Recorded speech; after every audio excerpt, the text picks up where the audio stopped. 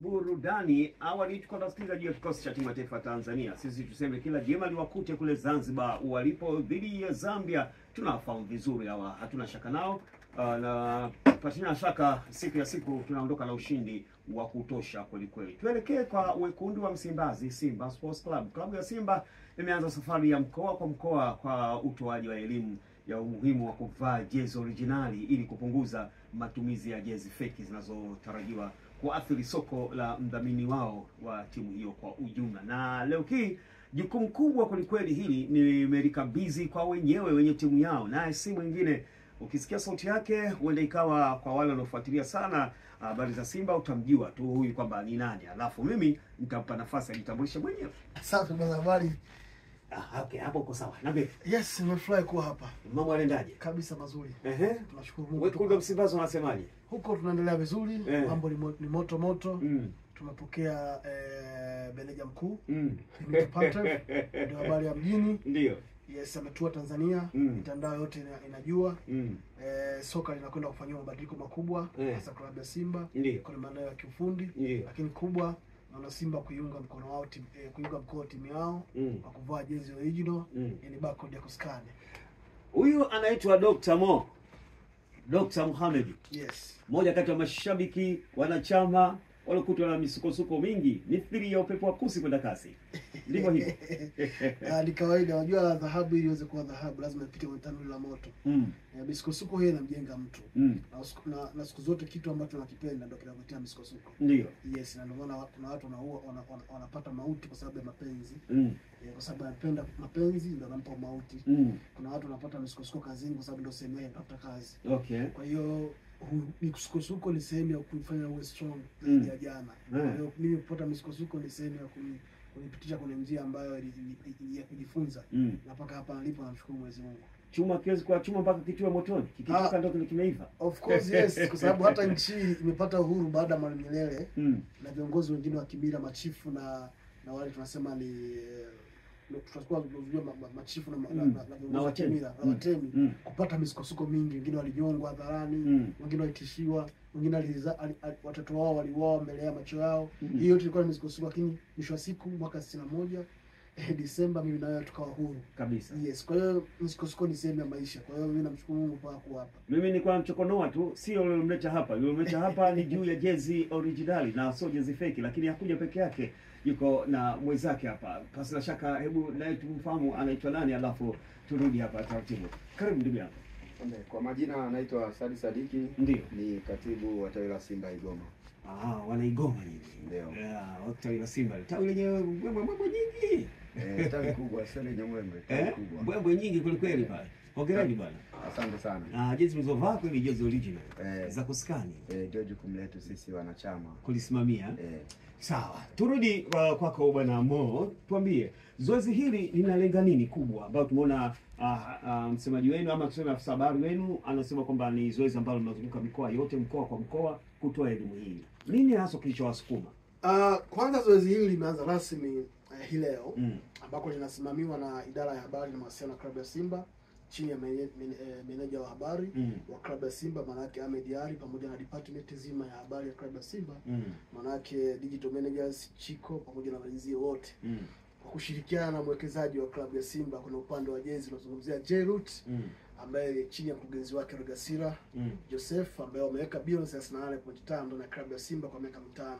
Ukiangalia bilioni 38 kuzigawa kwa ratio ya miaka 5, maana kila mwaka mmoja Simba anapokea bilioni 7.7 kwa upande wa jezi. Ni hela nyingi ambayo tumevunja rekodi. Na sasa ni kama barani Afrika ndio timu ya kwanza kupata udhamini mkubwa wa jezi kuliko timu yote, timu ya klabu ya Simba. Udhamini wa bilioni 7.7 kwa mwaka mmoja. Maana yake ni hela nyingi ambayo imetusaidia kufanya reshuffle ya kikosi. Umeona wachezaji wazuri wamekuja Simba.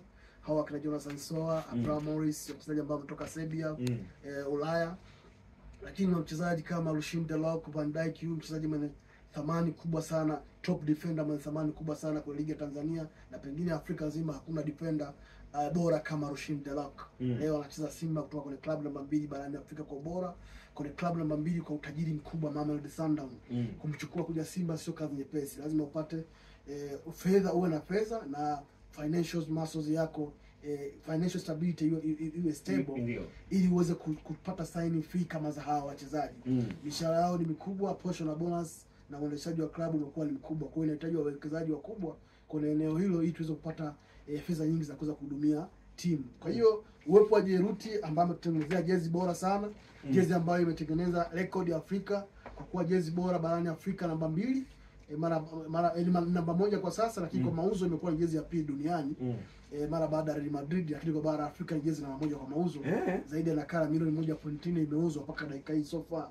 Kwa hiyo tumetoa jezi ambayo ni international brand, jezi ambayo imeleta mapinduzi makubwa kwenye soko la jezi Afrika. Kwa hiyo ndio maana unaona jezi yetu inavaliwa sana, na ukivaa jezi hii ni mtoko kwa Christmas kabisa, na ukienda ukweni unaweza ukapewa mke bure bila hata kutoa mahali. Jezi hii ukiona daiwa mikopo au ukiona daiwa majesho benki, ukienda na jezi hii unaweza ukasamehewa majesho yako.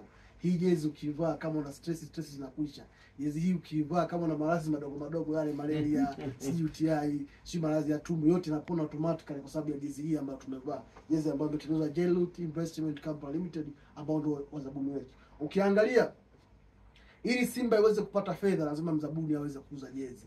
Kwa sababu mzabuni akiuza jezi anaisaidia Simba, anaisaidia taifa letu la Tanzania kupata kodi yake. Maana TRA wakichukua kodi yao ndio nakwenda kwenye development plans, kuleta barabara, kuhudumia hospitali, madawa, vitanda pamoja na maji. Sasa anapotokea maharamia wafanyabiashara soko waaminifu wanatengeneza jezi fake kwa ajili ya kuhujumu klabu yetu, maana yake wanatukosea wana Simba, wanaikosea klabu mapato, lakini pia wanaikosea nchi. Kwa sababu nchi inakosa mapato kupitia mfanyabiashara sahihi ambaye analipa kodi kupitia ngoyo ya uzaji wa jezi kihalali. Kwa sababu wao jezi hizi zinaingia kinyemera, hata kodi pia hawalipi hawa watu. Ndio maana tumesema wanachama na mashabiki, hii sio kazi ya timu peke yake. Sio jukumu la Simba peke yao au viongozi wa Simba peke yake. Na wala sio jukumu la mdhabuni peke yake. Ni jukumu la kila mwana Simba. Maana shabiki wa klabu ya Simba nchi nzima, wanachama, tushirikiane wote kwa umoja wetu, kuanzia kwenye matawi, wenye viti wa matawi, makatibu, na katibu wa Igoma yuko hapa. Nchi nzima kila mmoja awe ni mlinzi kwa mwenzie. Hakuna mwanachama au shabiki ambaye tutakayemuona amevaa jezi fake tukamfumbia macho. Kwa sisi wenyewe tuhamasishane kununua jezi original ili tuisaidie klabu yetu kupata mapato, na tuache jezi fake. Hizo jezi fake tukiacha kuzinunua maana yake zitakosa mlaji. Zikikosa mlaji maana yake hawa maharamia wanaotengeneza jezi fake mtaani hawawezi kuendelea kutengeneza bidhaa ambayo wao haina mlaji, maana yake automatically wataondoka. Kwa hiyo ni jukumu la kila mmoja wetu ambao tumelianzisha, ambao limeanzishwa pia leo na idara ya habari kupitia media. Ameenda Bagamoyo, umeona wanaelekea wameenda tawi la Mbwewe, wanaelekea Mkata, wanaelekea paka Tanga.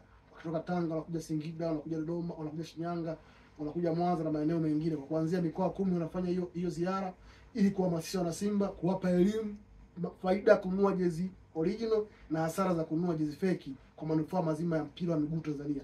Leo hii tunaanza kuvilaumu vilabu vya Simba na Yanga kwamba havina uwanja mkubwa kama wa kuchezea mechi zao, kama pia uwanja wa KMC au uwanja wa Azam Complex au uwanja wa Taifa.